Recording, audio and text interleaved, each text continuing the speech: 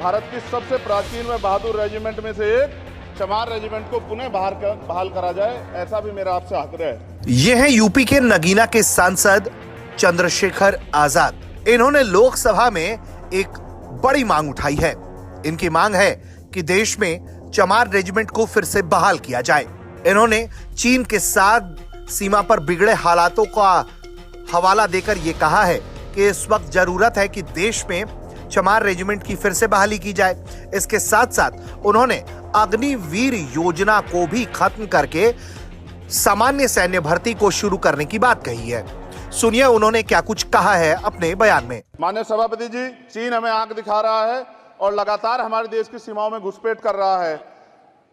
इसलिए अग्निवीर योजना को हटाकर पुनः सेना भर्ती शुरू की जाए और साथ साथ भारत की सबसे प्राचीन व बहादुर रेजिमेंट में से एक चमार रेजिमेंट को पुनः बहाल करा जाए, ऐसा भी मेरा आपसे आग्रह है। अब आपको हम थोड़ा चमार रेजिमेंट के बारे में बता देते हैं। दरअसल चमार रेजिमेंट एक बेहद ही ताकतवर सैन्य टुकड़ी मानी जाती थी।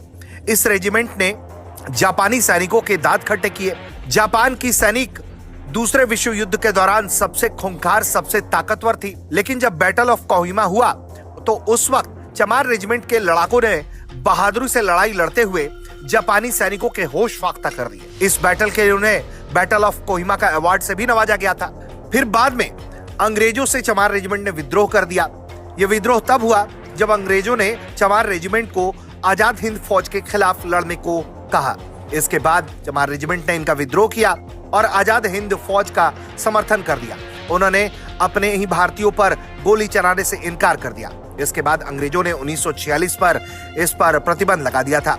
उसके बाद से कई अलग अलग मंचों से यह मांग उठती रही है और एक बार फिर देश की 18वीं लोकसभा में यूपी के नगीना के सांसद ने चमार रेजिमेंट की बहाली की